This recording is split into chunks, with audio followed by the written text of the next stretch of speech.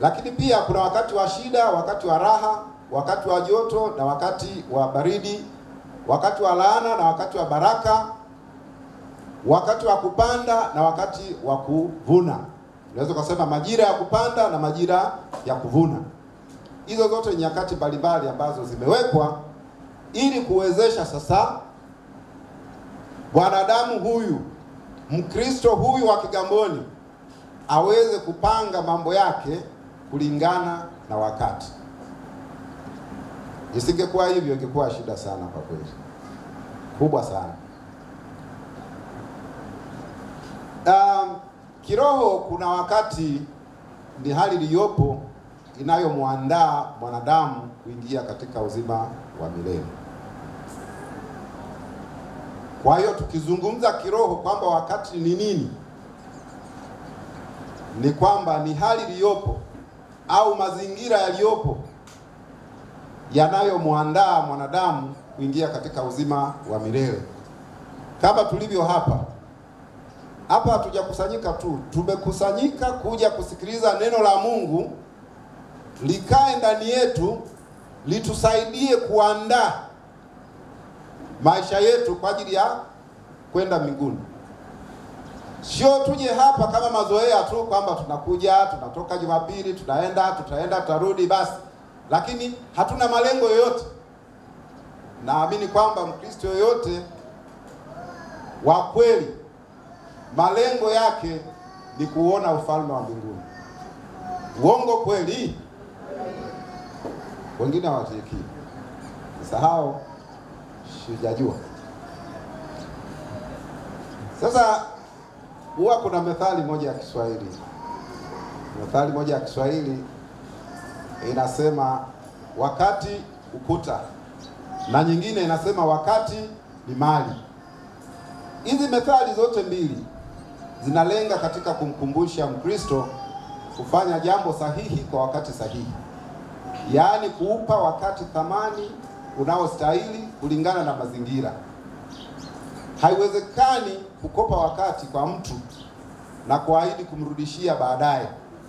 Ila inawezekana kukopa pesa kwa mtu kwa ahadi ya kumrudishia baadaye. Mtu akipoteza wakati, amepoteza hasara ya milele na milele. Yaani ya moja kwa moja, hata upata tena wakati huo.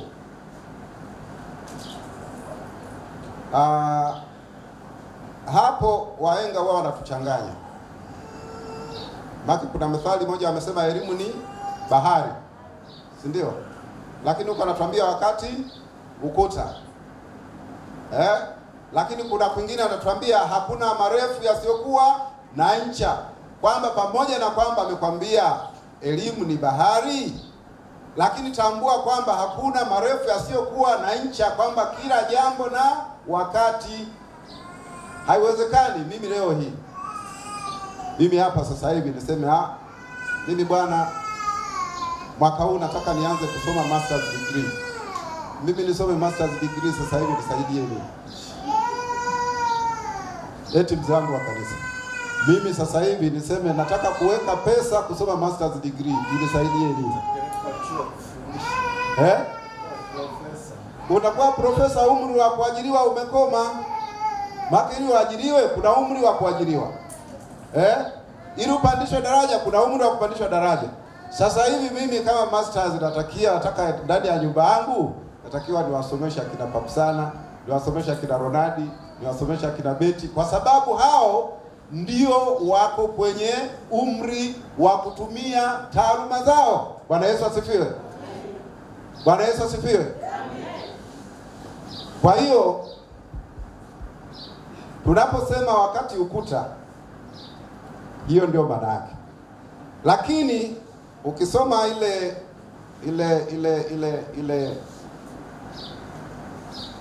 Mfalme Daudi, Mfalme Daudi katika Zaburi ya 90 mstari wa 12.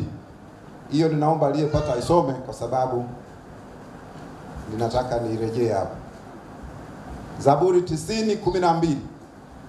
Aliyepata naomba soma.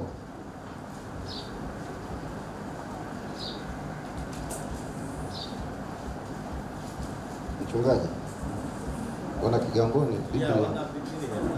Wana Kigamboni Biblia zinakaa mbaya. Basi utujulishe kuzihesabu siku zetu, tujipatie moyo. Aha. Mfalme Daudi mwenyewe alikuwa anaomba Mwenyezi Mungu atujulishe kuzihesabu siku. Mungu atujulishe kuzihesabu siku zetu, tujipatie moyo wa hekima. Kumbe sasa ukijua namna ya kwenda na wakati ndio unapata hekima.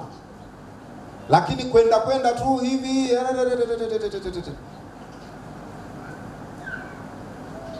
Maki mwezi uliopita nilifundisha juu ya kuweka malengo na mipango. Sasa malengo na mipango lazima iendane na muda. Uwezo ukaweka malengo halafu usiweke vipindi vya kutekeleza. Kama mtu amepanga kwamba anataka afanye saving, Kiswahili sio, anataka aweke akiba kufikia mwezi wa 12 awe na mtaji labda wa shilingi milioni 2. Lazima aweke vipindi. Ile milioni 2 aigawe katika vipindi 4. Kwamba miezi 3 ya kwanza lazima kibubu changu kifikishe 500,000. Miezi ya pili, miezi 6 lazima milioni ndio nimeipata. Na uheshimu kweli kweli kwamba kila unapopata unaweka mle. Ikifika miezi 3 kibubu chako kiwe kinasoma 500,000. Ukiwa mwaminifu itafika. Lakini usipokuwa mwaminifu kwa wakati na malengo yako haiwezi kafika. Kumbe sasa malengo lazima yaende na wakati. Bwana Yesu asifiwe. Hivyo kama Wakristo na kama binadamu tunapaswa kuukomboa wakati tukiwa tungali na nguvu. Kwamba kitu cha thamani kubwa kuliko vyote tulivyovisikia na tulivyovigusa ni wakati, na maendeleo ya mtu mmoja mmoja, kimwili, kifikra, kiroho, kifamilia, kiuchumi, kijamii na kadhalika, yanapatikana endapo mtu yule atatumia wakati vizuri. Na neno hili katika Biblia la kukomboa wakati au kutumia wakati vizuri limezungumzwa katika vifungu vingi.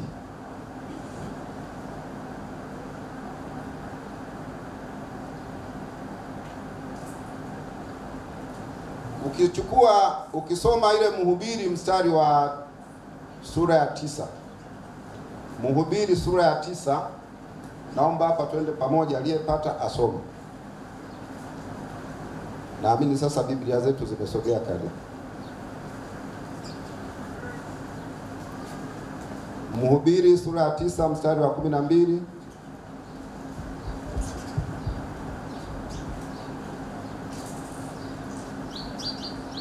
Nasoma katika jina la Bwana. Nasema hivi: maana mwanadamu naye hajui wakati wake, kama samaki wanaokamatwa katika nyavu mbaya, na mfano wa ndege wanaonaswa mtegoni, kadhalika wanadamu naswa katika wakati mbaya unapoangaukia kwa ghafla. Amen. Mhubiri anasema mwanadamu naye hajui wakati wake, na kutokana na kutokujua wakati wake unaswa ukamatwa katika nyavu mbaya, na mfano wa ndege wanaonaswa mtegoni. Na maana binadamu naye ananaswa mtegoni kama ndege wanavyonaswa. Kwa nini? Kwa sababu hajui majira na nyakati. Laiti angejua. Maka napotumia mfano wa ndege, sisi ambao tumekulia kule vijijini, tumewinga ndege kwenye mashamba ya ngano, mashamba ya mpunga, na hata kwenye mahindi tumewinga ndege kule na nyani. Na sasa namna nyingine ilikuwa lazima mtege mitego,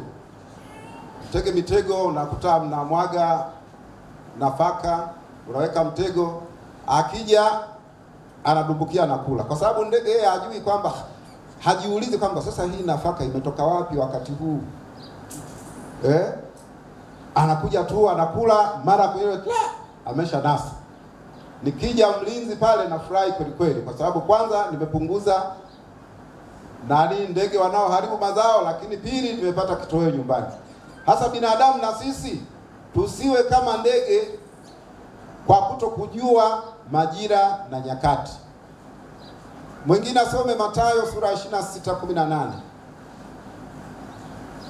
Mathayo 26:18.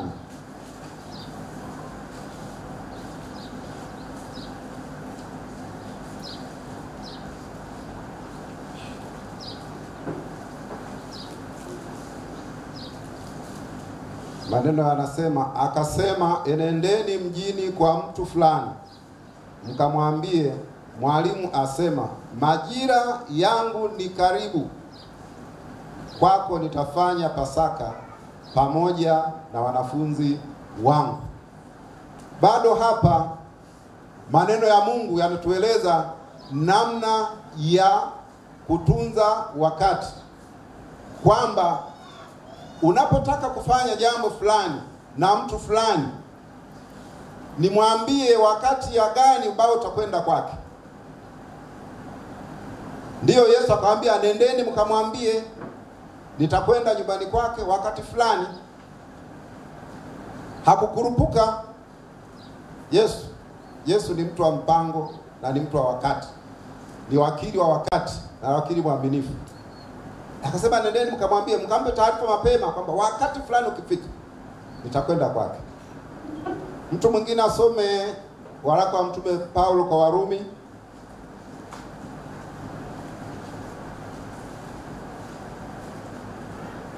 Warumi 13:11.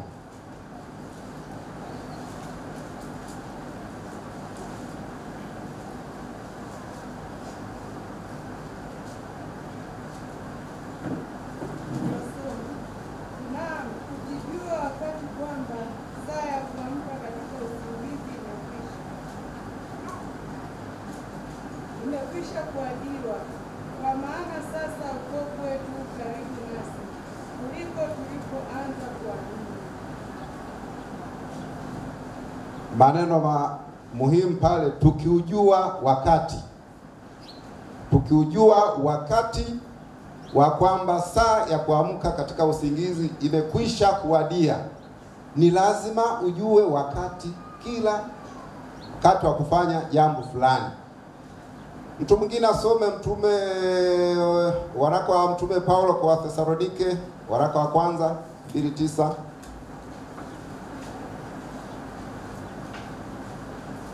Au mnasema Wathesalonike wa kwanza. Wathesalonike wa kwanza 2:9.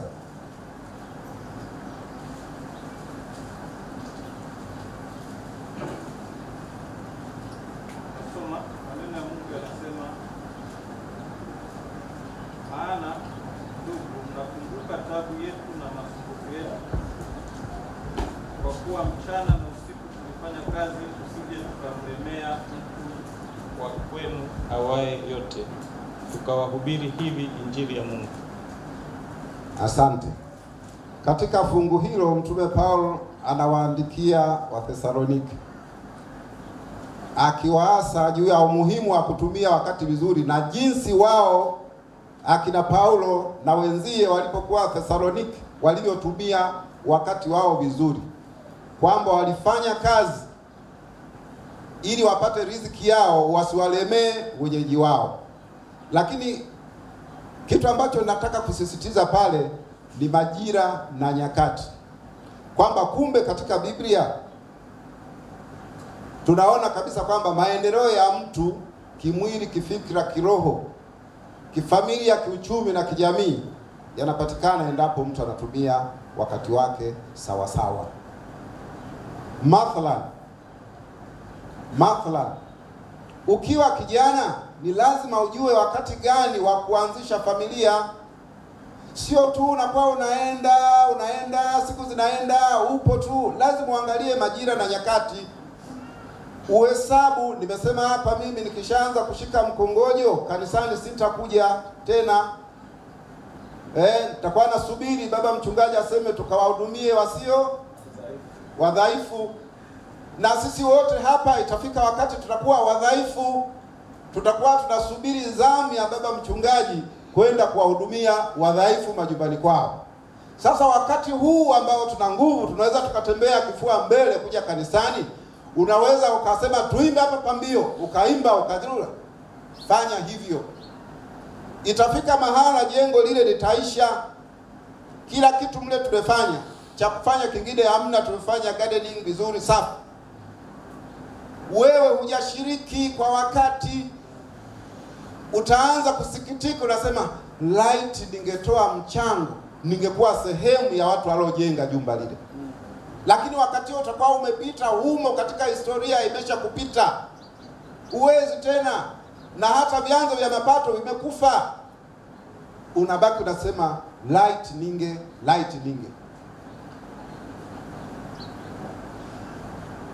Wako wazee kama mimi anatamani kufanya ile biashara ya kupitisha bidhaa madukani, ile ya machinga. Lakini wa umri wa mimi, maana mimi nakaribia miaka 60. Mwezi Mei natimiza miaka 60. Ningekuwa nafanya kazi, ningekuwa tayari unaanza kufikiria namna ya kukosa zile pamani. Sasa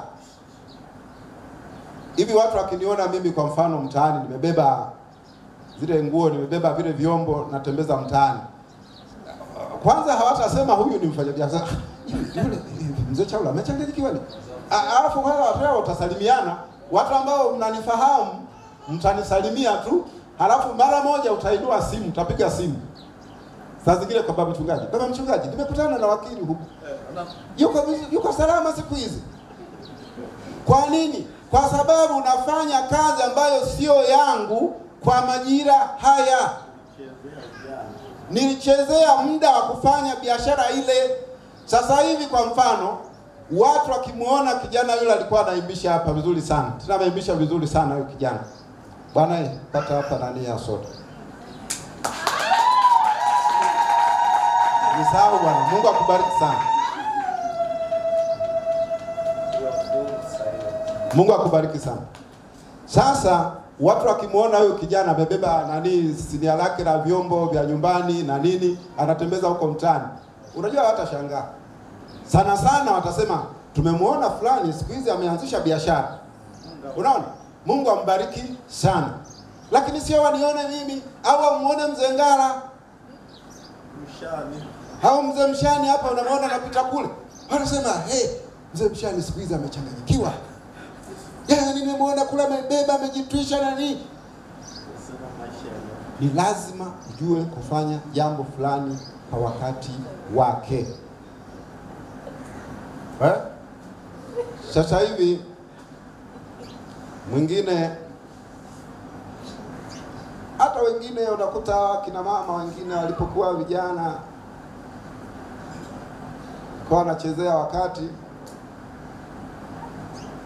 Sasa inafika muda unaisha sasa. Bahati mbaya Mwenyezi Mungu alivyotuumba, hata sayansi imeshindwa kuleta majibu kwamba inafika mahala siku za kina mama zinakoma. Sasa zinakoma, kumbe huyu binti alikuwa ana buy time. Ana buy time kwamba mimi bwana nitazaa baadaye, nitazaa baadaye. Sasa siku zinakoma. Zikisha koma ndo basi. Labda umuombe upate neema kama yule mwanamke. Upate neema kama ya Sara. Sasa kuipata neema kama ya Sara ni kazi kweli. Kwa hiyo ni lazima mtu utambue wakati gani ufanye nini.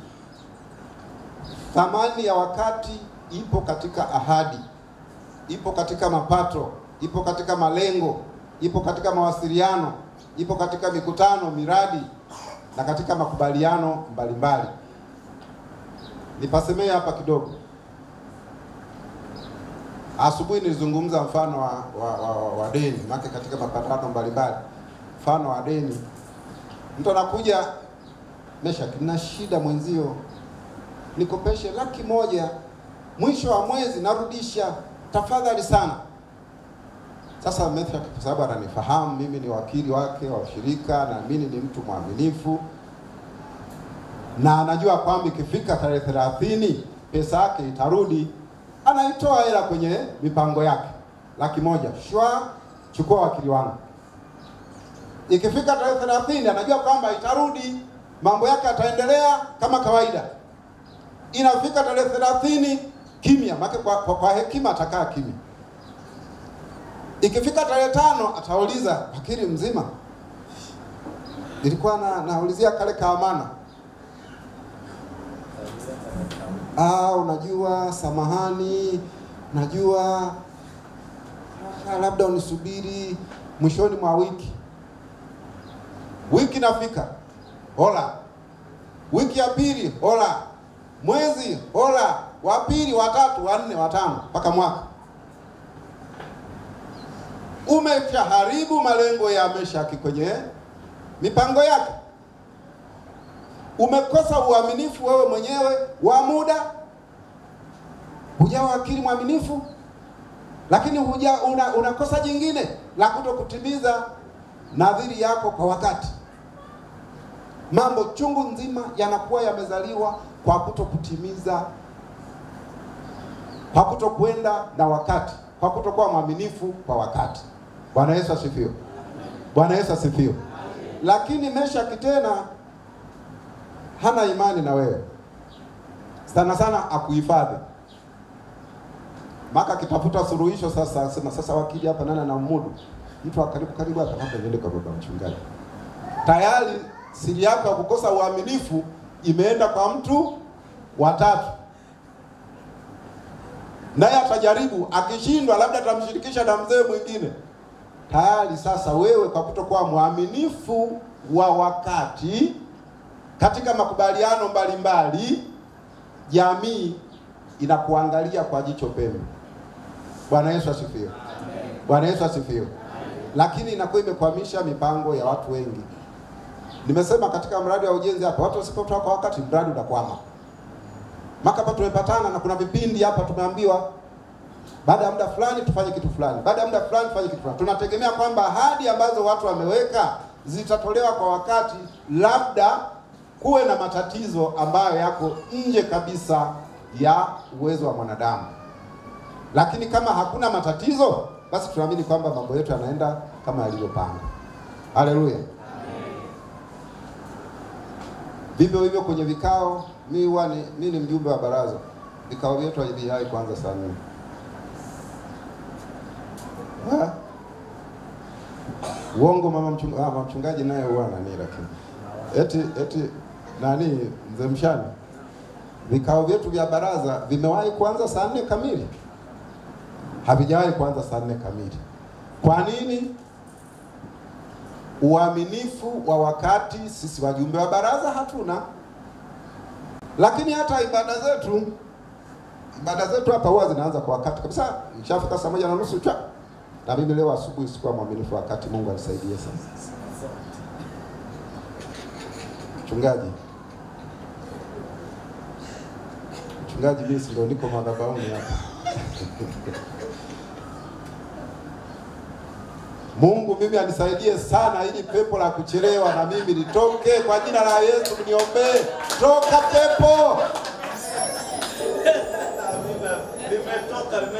Lakini humu kanisani tuko wengi ambao si watu wa kuheshimu muda. Hatuko mawakili waaminifu wa muda. Ibada tumesema inaanza saa 1:30, wewe unaingia saa 2 kamili.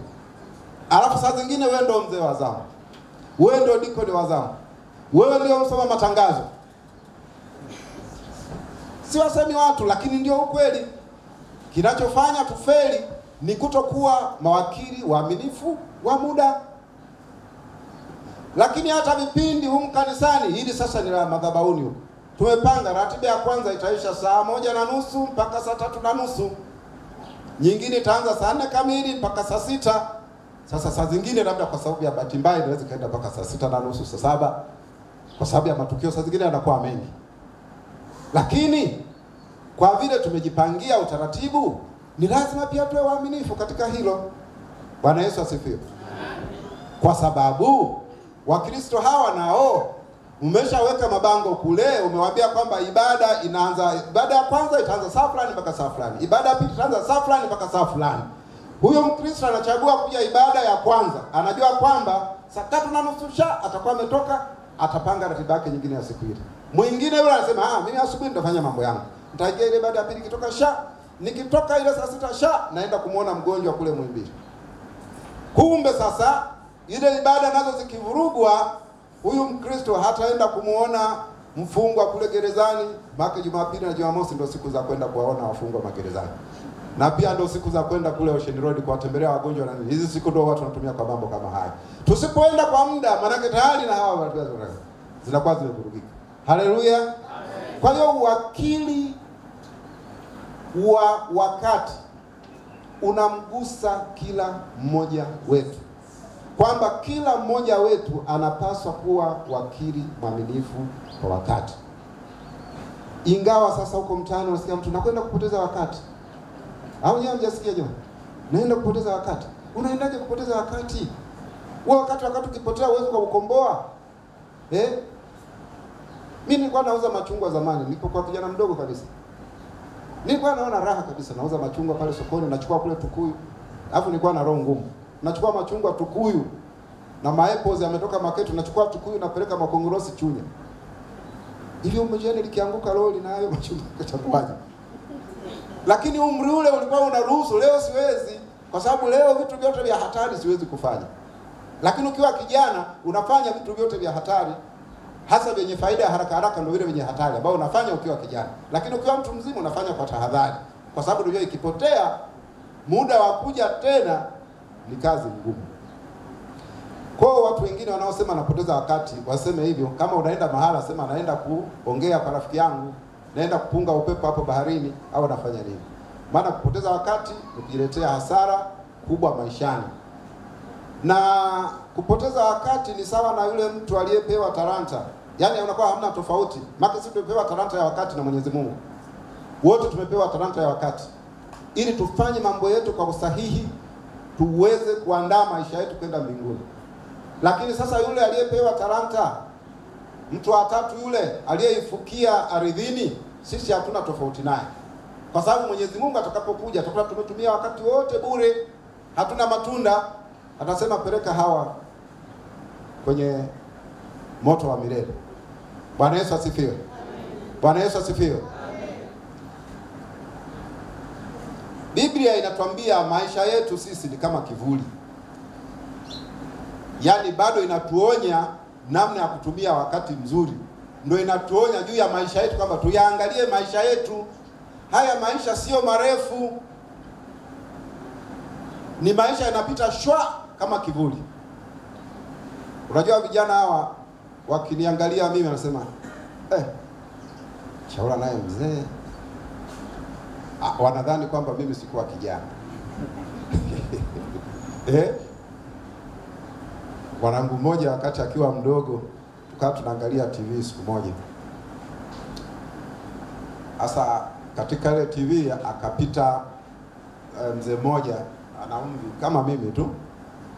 Yule mwanangu sasa, mimi baba sitaki uzeeke uwe kama yule pale. Sasa kwa sababu yule mtoto alikuwa mdogo, alikuwa anajua kwamba mimi baba yake nilivyokuwa miaka ile nitakuwa vile vile, sitabadilika.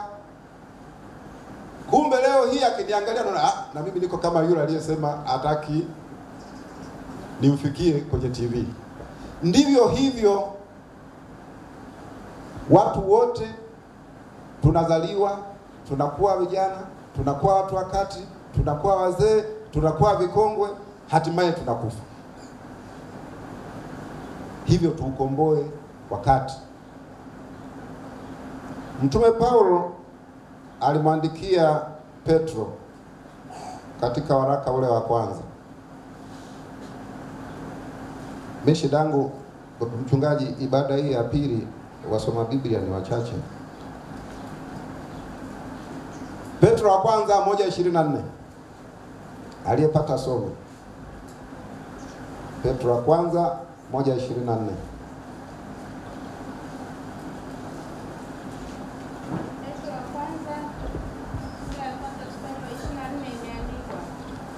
Maana mwili wote ni kama majani, na fahari yake yote ni kama ua la majani. Majani hukauka na ua lake huanguka. Wote sinaonaga hata hapo nje. Nyakati wa kwanza 29:15. Nyakati wa kwanza 29:15. Nyakati wa kwanza 29:15. Maneno ya Mungu yanasema, ya dhahabu kwa vitu vya dhahabu, na ya fedha kwa vitu vya fedha, na kwa kazi za kila namna zitakavyofanywa kwa mkono wa mafundi.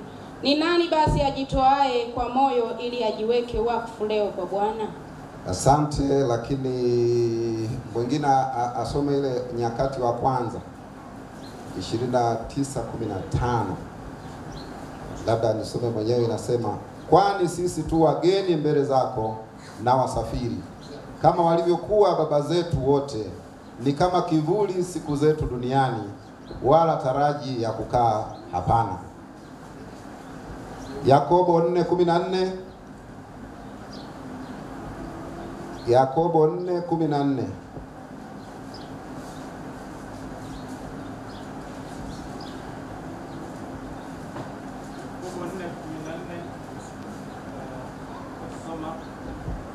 Maneno ya Mungu yanasema,